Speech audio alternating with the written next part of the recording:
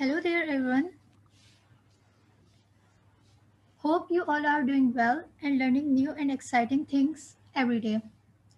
First, I want to say thank you to all Digital Overdose team members, organizers, mentors, and sponsors to make this possible. Now, let's start with the presentation. As you can see, the topic of my presentation, it's building an effective red team.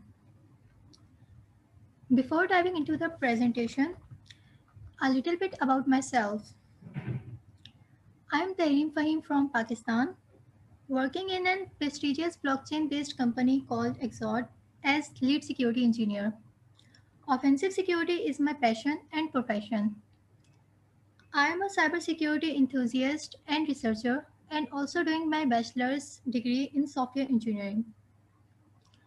Now, without any further delay, let's see what topic we are covering here today. The first one is red teaming overview. Then we will see the methodology used by the red teams and then how an organization can build an effective red team. And also, what are the things they should keep in mind. That will include red team goals, skill set, an individual must have, then the difference between pen testing and red teaming, how it can done effectively, red team exercises and its objectives. Also, we will see the techniques used by the teams. Then we will see why an organization should consider to build a red team. Finally, we will check a few resources. First, let's see what the first is all about. What is red team? Simply put, a red team is a group that plays the role of a bad guy or an hacker, an adversary or competitor, and provides security feedback from that perspective. Now the question arises, what they do and how they do it. Before diving into that, let's see what is red teaming. Um, to put red teaming in layman's terms, it's ethical hacking. Simply, red teaming is full scope, multi-layered attack simulation designed to measure how well a company's employees, networks, applications, and physical security controls can withstand an attack from a real-life adversary. It's a way for independent security teams to test how well an organization would perform in the real world attack scenario. If we talk about the scope of the red teaming, it includes everything. It literally includes everything. A, a thorough red team test will expose vulnerabilities and risks regarding technology and information security. For example, networks, routers, switches, appliances, applications, sensitive data, etc. And also, it includes people like staff, independent contractors, department, business partners, etc. Basically, it includes all aspects of social engineering. While the physical part includes offices, warehouses, substations, data centers, buildings, etc. Now the scope is clear, I hope. Let's talk a bit about methodology. As you can see in the diagram, it includes 7 phases.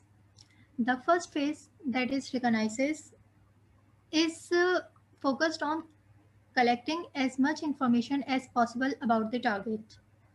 Recognizes is also called information gathering. It is one of the most critical steps. This is done through the use of public tools such as Multigo, LinkedIn, Google, Twitter, Facebook, etc. As a result, it is usually possible to learn a great deal about a target's people, technology, surroundings, and environment. These steps also involves building or acquiring a specific tool for the engagement.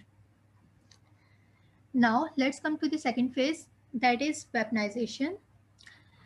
It is quite an important phase, focusing on collecting information about infrastructure, facilities, employees. Open source intelligence gathering can be quite telling about a target, its people, its facilities, and its technical makeup, such as physical or logical security controls, foot traffic, terrain, etc. It begins to pay basically when we see it thoroughly, we were able to make a picture of the target and its primary operations. Effective weaponization involves preparation of the operation specific to the target, taking into the full account intel gathering from the reconnaissance stage. This commonly includes crafting custom malicious file payloads, configuring hardware trojans, acquiring social engineering costumes, creating falsified personas, companies, and much more. Now let's come to the third phase. The third phase is delivery phase. It is a critical stage of the execution phase. This marks the active launch of the operation in totality. Here, red team consultants carry out the action on the targets intended to reach the red team operations goal. What are the goals? We will see in few minutes. Uh, Basically, in this phase, things like physical cloning badges, social engineering, face-to-face targets, analyze cyber vulnerabilities, planting hardware trojans for remote network persistence, etc. Among one of the most important objective is to note the best opportunities to exploitation. And there comes the next phase, that is exploitation. It is exactly what it sounds like. At this point, the goal is to break in or comprise servers, apps, networks, etc. Bypass physical controls uh, that can be that can be anything: gates, fences, locks, radar, monitor detection, cameras, etc. And then exploit target staff through social engineering by face-to-face email, phone, fax, or SMS. The exploitation stage enables the preparation for the escalation and installation phase.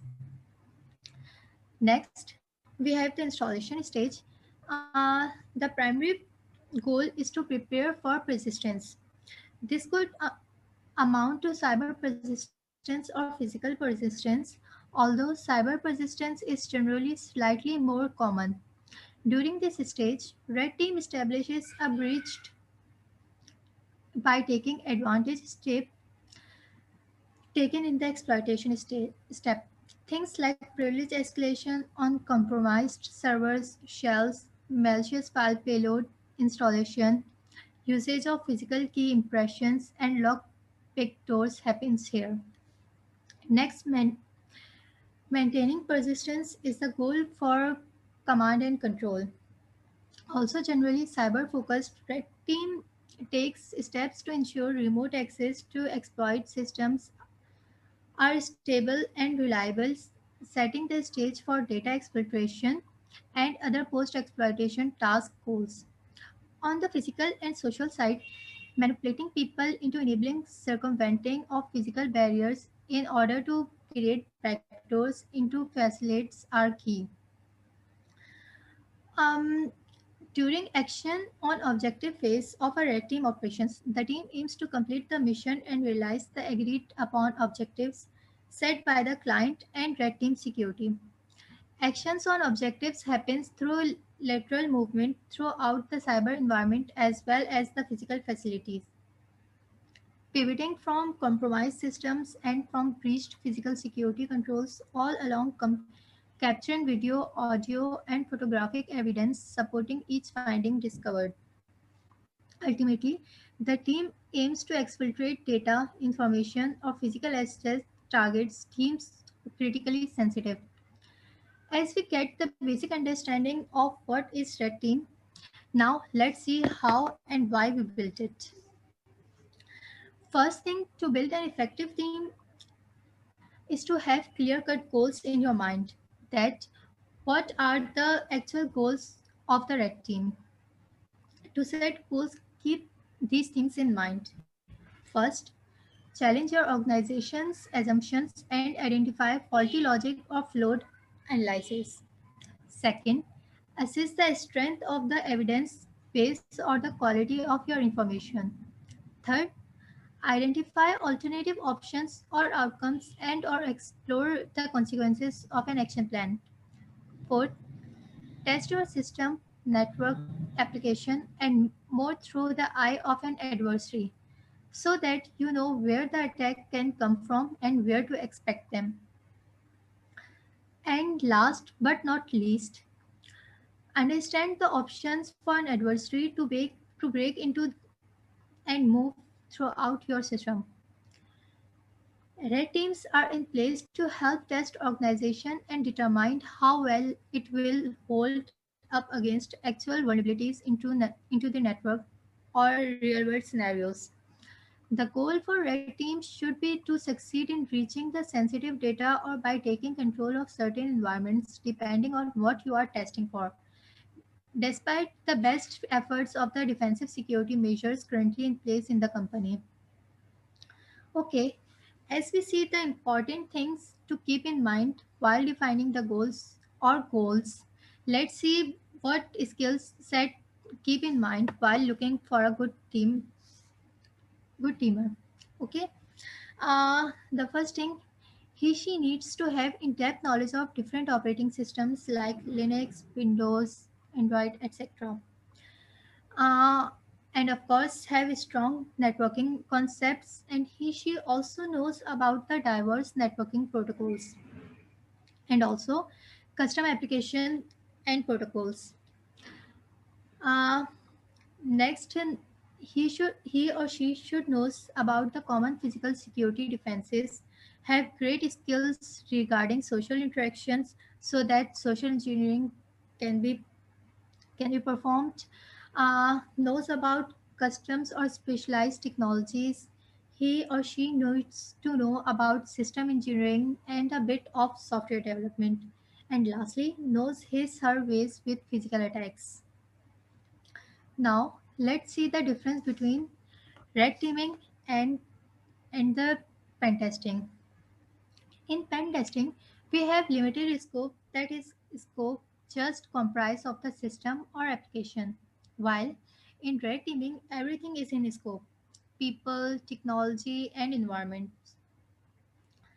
Pen testing is done in limited time, while for red teaming exercises requires a lot of time as compared to pen testing. In pen testing, we require less resources and methodology for pen testing is static. Defensive team knows when the attack is going to happen so that the attacker feels no need to hide themselves or the attack. So ultimately, they are unable to measure the performance of security measures done by the defensive team. While on the other hand, in teaming, lots of resources are required as the scope for the exercise is very wide and comprise of each and everything. If we talk about its methodology, then it's very flexible and change according to the needs and structure of the organization. One more thing, the blue team is unaware of the attacks, so the red teamers try to hide the attack and themselves as well. So ultimately, the blue team's performance is measured. Here, we see the difference, but how to make them effective. It's not just about hiring a group of people and dubbing them as part of a red team. There are there are some important steps to ensure you are hiring the right people for the job at hand with a focused goal in mind. Here are the 5 key steps to build out a successful red team. First, have a right conditions. Oftentimes, when looking for jobs, people are seeking a good culture fit, a place where they are challenged and won't become stagnant in their abilities or uninspired, causing them not to reach their full potentials. The same goes for those that look to work as part of Red Team. These individuals are very skilled and high level critical thinkers that enjoy challenging different work environments. That being said, you should plan to provide an open learning culture with an ability to continuously try new things and improve upon skills. This creates an appealing situations for ethical hackers out there and will entice them to join teams where everything isn't done in a cookie cutter fashion. That pushing the bar when it comes to different strategies behind penetration testing and escalating through the environment is encouraged, which means will create a diversified and better development team in the long run. Second, set clear objectives. Plan the red teaming.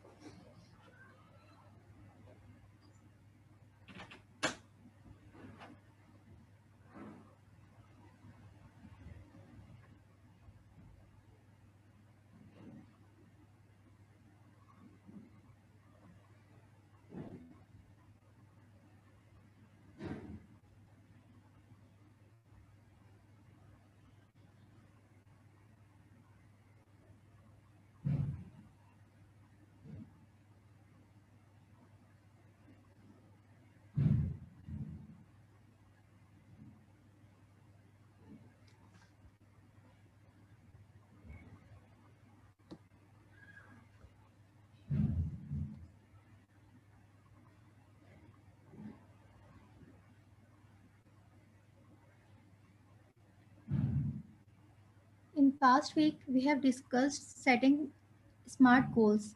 Now, this is where you should put this into action. Setting clear objectives from the get go will help you build out your team with the right members on the board and with awareness of the expectations for the project. Having your end goal in mind as you are building and planning out both the team and project at hand will provide a clear picture across the board.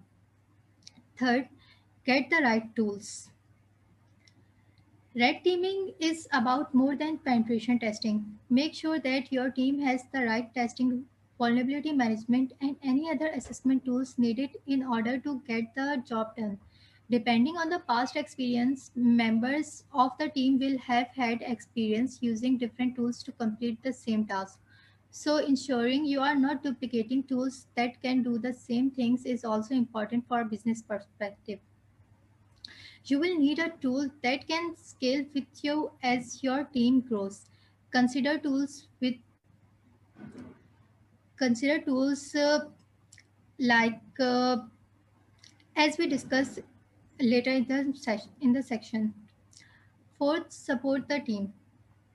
Their skill set is very technical, and once they are hired, trust them to handle the job at hand. When working as an ethical hacker, it's likely that this is not their first time escalating throughout a network, which means they have the skills and the smart to try different angles and to challenge the network with everything they have. These employees are incredibly valuable to your organization and the security posture you are working to obtain. Make sure you provide them the help that they may need and otherwise leave them to complete the mission set out before them. And the last one is targeted focus on key issues. Red teaming should produce quality thinking and advice, not qualitative result. With that, make sure you are utilizing your red team for what they were hired to do. It's all circles back to setting out goals before building the team. With that in mind, know that as they complete one project, they are likely already onto the next one. Now, quite a few times I use the word ex- red team exercise. Let's see what it is. A red team exercise is an imitation of multi-layered cyber attack targeting agreed upon objectives that includes networks, technical and physical assets, storage devices, and many more. Um, Storage devices and many more. Let's the exercise and assessment performed helps in providing security defenses by letting organization experience a real-world data breach and thereby giving a bigger picture of organization's risk posture, security architecture, and team readiness in detecting and mitigating the threat proactively. Red team exercises unfold security vulnerabilities by penetrating network, assessing your process, and testing the defenses capabilities of your security teams in all possible ways. This helps in take the necessary steps to upload security layers accordingly. Now, a bit about objectives. What are the objectives of these exercises? These are the few objectives that the organization can keep in mind. Test information environment. Second, verify incident response capabilities. Third, fully understand the impact of security breach. Fourth, assessing incident response capabilities. Discover weakness in development and testing phase. Last, check the ability to retaliate against the adversaries. Here, organization can tailor these to suits their environment and to increase their efficiencies of red team. Following are the techniques used by the red teams to run the exercise smoothly and efficiently.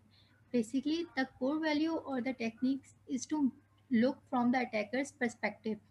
Other techniques include open source intelligence gathering, email based social engineering, or any kind of social engineering, mapping of publicly accessible assets and services, identifying leaked passwords, examining existing DNS records and misconfiguration, network service exploitation, physical facility exploitation, and application layer exploitation, of course.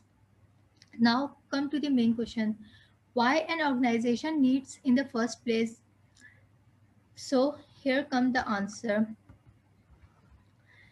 It helps organizations to test their assumptions related to security defenses, highlight organizations' strengths, measures people's processes and technologies awareness and performance in real-world attack scenarios.